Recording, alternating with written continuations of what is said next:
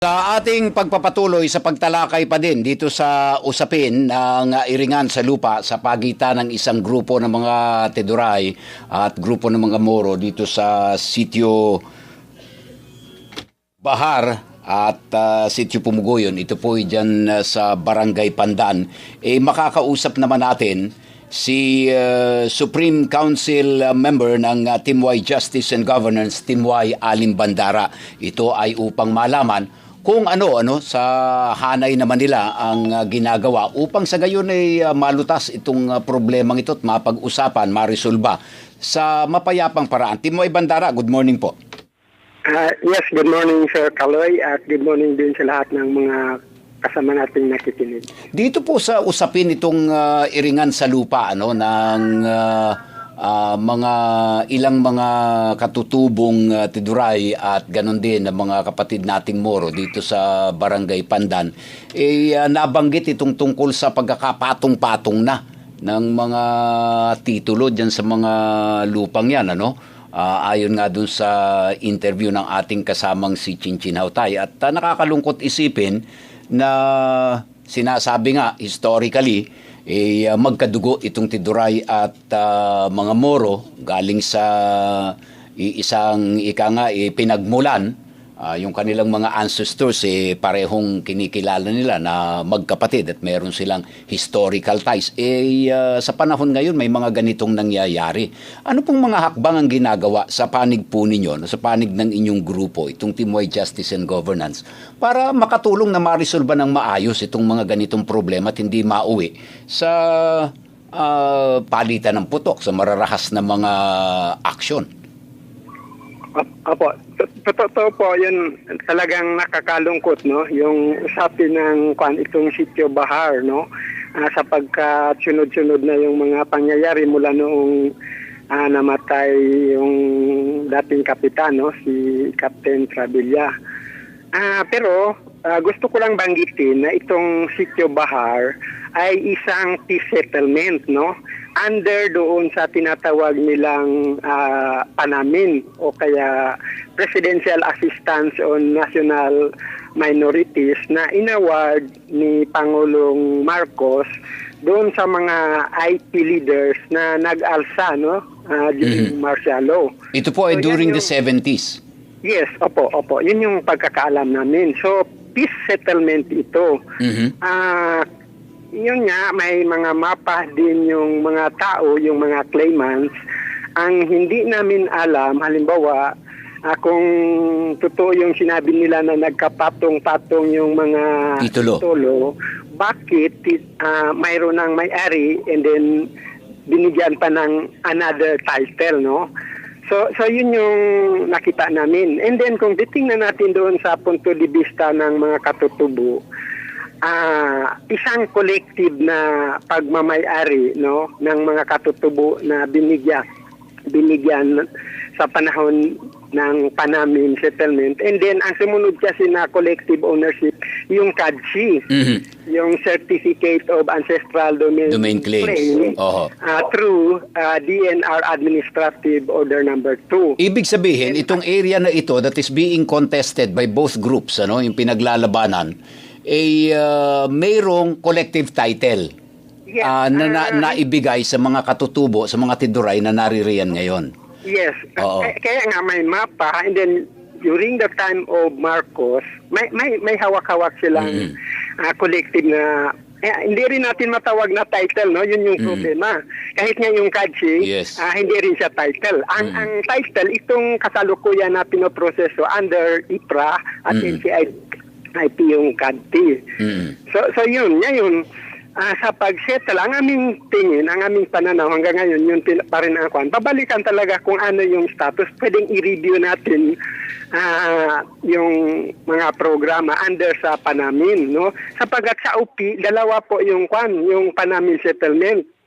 Isa dyan sa South UP at meron pa dito sa Sitio Belugan, Barangay Rifao sa UP, So yun yung mga nakikita namin kung ano na yung status. Pwede ba yun na isyuhan ng iba pang mga titulo or any kind of sabi natin tenurial instrument doon sa may-ari. Ito po bang kasong ito sa pagkakaalam ninyo nakarating na sa kaalaman ng NCIP? Hindi pa sapagkat although umabot na pero hindi formal, no? Sapagkat kung matandaan ninyo, kontrobersya nga yung intervention ng NCIP sa ARM dahil doon sa issue noon ng jurisdiction, no? And then just recently dahil nga doon sa en-bank resolution po pwede nang papasok yung NCIP. Kaya lang hindi pa sa mga ganitong issue, yes. Kung hindi, parang nakafocus pa doon sa issue ng CADTI.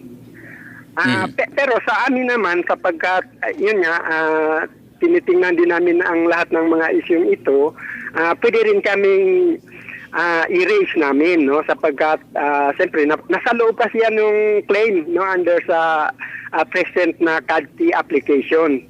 Nasa loob yung mga settlements na yan, yung binanggit ko kanina.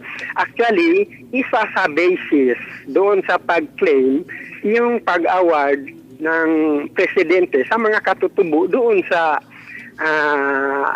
piece of land na yan, nasa kanila yon. Kahit sabi natin hindi titulo talaga, pero the mere fact na binigay sa kanila, isang palatandaan yun, no? Sabi pa ng NCIP, isang patunay o proof na sa inyo yung lugar, yung lupain.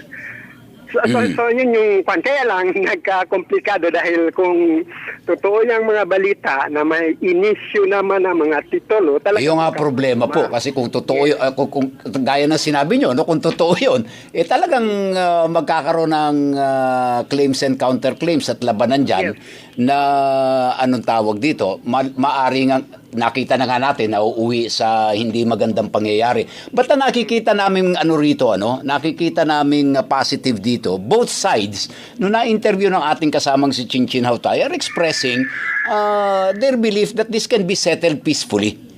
Yes, totoo yun. In fact, if you remember, Sir Kaloy, no? Diba nagkaroon tayo ng yung congressional consultation sa UP, no? In 24. Actually, na-raise yun. Yung issue na yan. Itong issue na ito ng Barangay Pandan? Opo. Sapagkat sa panahon na yun, medyo presko pa yung unang pangyayari ng ambush dyan sa Pandan, no? Yung kapitan. Kaya lang, parang sa aking pagkakaalam, hindi ata na follow-up, no? During that time, nandoon din, actually umabot doon sa kaalaman ni yung congressman ng 2nd District na si Honorable Sajid Mangudadato at saka yung Deputy Governor Honorable kalimutan ko pero si basta nalaman nila, no? During that time. Ito po sa Maguindanao, because this is under the province of Maguindanao. Yes, opo. Nasa 2nd District kasi itong South UP ng Maguindanao, no? So, napag-usapan doon sa forum. Ang hindi ko lang alam kung paano, halimbawa kung may follow-up ba or after that meeting, wala nang follow-up. Kaya nga may sumunod pa na mga pangyayari. So, i-try din namin, no? Susubukan din namin, hahanapan ng paraan kung paano ma-follow up para mapag-usapan, especially ngayon na talagang hindi maganda, no? Yung nakikita natin na mga developments. Sige po, Team Y, maraming salamat po sa impormasyon and kasama po ninyo kami sa mga umaasa na mariresolba ito sa maayos na paraan at nagpapasalamat kami sa mga impormasyon na naibahagi din po ninyo. Sisikapin namin na makuha din kung ano yung pananaw dito nung mga nabanggit po ninyong opisyalis, yung representante ng 2nd distrito, Congressional District ng Maguindanao, kung saan nasasakop itong South UP at ganun din po sa susunod siguro mga araw si Maguindanao Deputy Governor Ramil de Langalin na nabanggit po ninyo present dun sa sa forum na ginawa. Opo, alam nila. Opo, maraming salamat po Team Y, magandang umaga. Okay, thank you. Si Team Y Alim Bandara ng Team Y Justice and Governance. Siya po'y miyembro ng Supreme Council ng naturang organisasyon. Isa lang ang ating layunin sa pagtalakay nito. At ito ay nais naming linawin sa harap ng isang text na aming natanggap na nagsasabi ng ganito: please lang po, wag niyo pag-ibahin ang Moro at Tiduray. Sila'y iisa at magkamag-anak at sa ilalim yan ng Mamalo at Tabunaway. Naiintindihan po namin yon. Alam po namin ang pinagmumulan nitong dalawang tribong ito base sa kasaysayan at base na rin sa ating napag-alaman mula po mismo sa kanila.